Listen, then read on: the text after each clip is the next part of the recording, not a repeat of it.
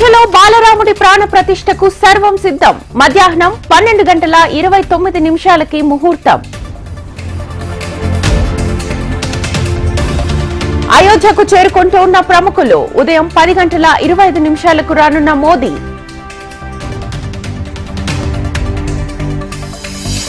సర్వాంగ సుందరంగా అయోధ్య రామ మందిరం.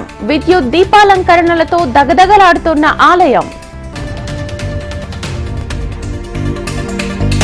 శ్రీరంగం రామేశ్వరం రామనాథ స్వామిని దర్శించిన మోదీ. ధనుష్కోడిలోని కోదండ రామాలయంలో ప్రత్యేక పూజలు. ముగిసిన తెలంగాణ సీఎం పర్యటనలు. నేడు హైదరాబాద్ రానున్న రేవంత్ రెడ్డి.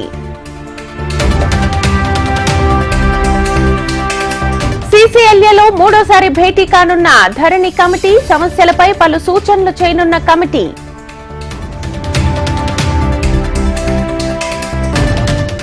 జెడ్డాలో పలు సంస్థల ప్రతినిధులతో ఐటీ మినిస్టర్ వరుస భేటీలు. సౌదీ కంపెనీలను పెట్టుబడులు పెట్టాలని కోరిన శ్రీధర్ బాబు. నేడు బడ్జెట్ పై ఆర్థిక శాఖ మంత్రి భట్టి విక్రమార్క సమావేశం. ఎక్సైజ్ పర్యాటక శాఖలో బడ్జెట్ కేటాయింపులపై సమీక్ష. కేంద్రంలో బీజేపీ ప్రభుత్వం హ్యాట్రిక్ పక్కా అన్న బీజేపీ చీఫ్. 350 సీట్లకు పైగా గెలుస్తుందని కిషన్ రెడ్డి ధీమా. గతంలో జరిగిన పొరపాట్లు మళ్లీ జరగవన్న కేటీఆర్. దొంగ హామీలతో కాంగ్రెస్ గెలిచిందని ధ్వజం. ఎంపీ ఎన్నికల్లో కాంగ్రెస్ పరిస్థితి ఘోరంగా ఉండబోతోంది. మల్కాజ్గిరిని గెలవాలని బీఆర్ఎస్ శ్రేణులకు పిలుపునిచ్చిన హరీష్ రావు.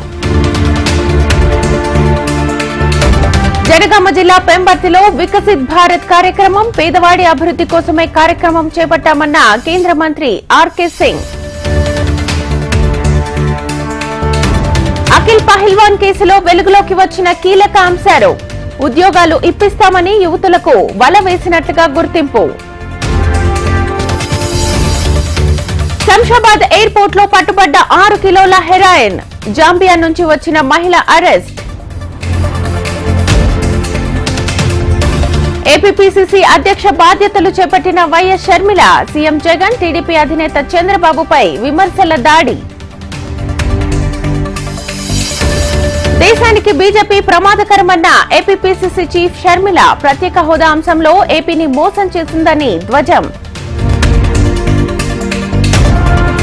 షర్మిల వాడిన భాష సరికాదన్న ఏపీ ప్రభుత్వ సలహాదారు సజ్జల. తన వ్యాఖ్యలు అందరినీ బాధించాయని వెల్లడి.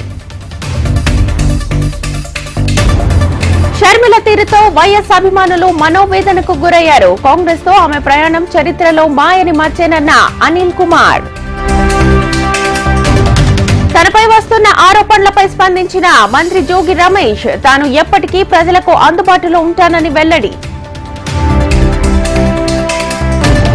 టీడీపీ హయాంలోనే నెల్లూరును అగ్రస్థానంలో నిలిపాను. వైసీపీ వచ్చాక పనులన్నీ ఆగిపోయాయన్న టీడీపీ మాజీ మంత్రి నారాయణ.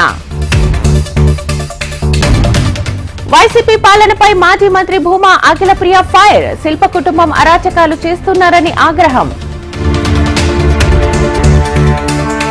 ఆఫ్ఘనిస్తాన్ లో కూలిన విమానంపై స్పందించిన డీజీసీఏ. అది భారత్ కు చెందినది కాదని స్పష్టం చేసిన అధికారులు.